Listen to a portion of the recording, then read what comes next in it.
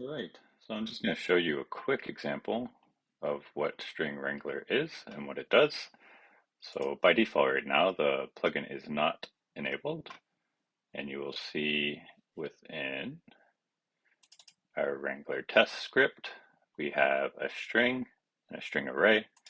We have them currently prefixed with the prefix that comes sampled in with String Wrangler. So if we look at String Wrangler prefix registry, when it initializes, it includes the swsamp prefix. It will label your list as sample string list. It's utilizing a raw array of A, B, C, and D. It can also use sourced arrays, which is where the real powerhouse comes from. So right now we see under Wrangler test, it still says swsamp string. Now part of what it does is it will actually remove the prefix in the naming convention during inspector preview. So this will just simply say string, and this will simply say string array when we enable it. And instead of having just a raw enter for our string and for our string arrays,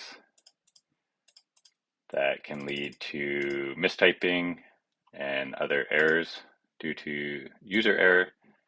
What String Wrangler does is it allows you to reference either a raw string array if you want to just manually input for simpler tasks, like we do with the sample string of A, B, C, and D, or if you have a repository of data such as gameplay attributes or item names or classes or anything else, then it will allow you to do that as well. So now if we go into our project and project settings and we enable String Wrangler and we refresh this, you will notice now that it just says string, string array, and since we were utilizing swsamp, it's using that handler for the data set.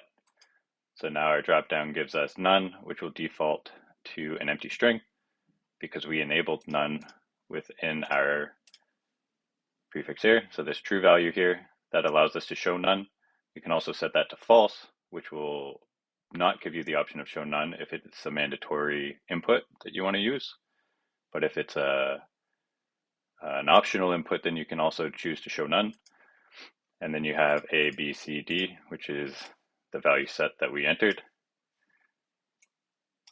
And then within the string array, we can add items.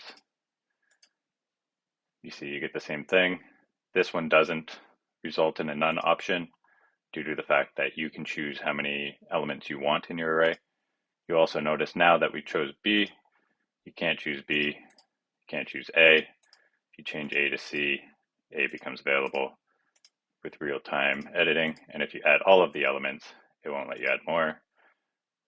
Once again, working all as you would expect. Perfect. Now there is one small caveat, and that's just with the way that Godot currently works with option buttons, and that is with this array of option buttons, hitting our reset works perfect. Resets, it goes back to 0. But in 4.4, and now, as you can see, I'm using 4.5 beta 3, it still hasn't been fixed. So if we hit reset now on the string value, it does reset internally, but visually we don't get that feedback. There's no way around this currently, unfortunately, but if we go to manually refresh, you'll see that it's now back to none. Just something to keep in mind. So that's basically showing you how this works. Right now, it is very basic. We are manually initializing these. The next step before release of the plugin is we will have our own docked window where you can insert everything visually with the UI.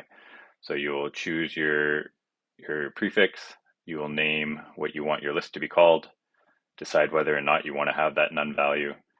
You can choose to enter a raw array right there, or you can also reference where you want to get that data from, whether it's a resource or a script.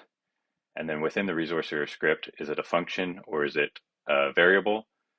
and then you will name the function or variable through a dropdown, which we get by parsing the script or resource. So it will all be very user-friendly. Look forward to showing you guys that when it's done. Hopefully this gives you a better understanding of what String Wrangler is and the power that it can bring to your project.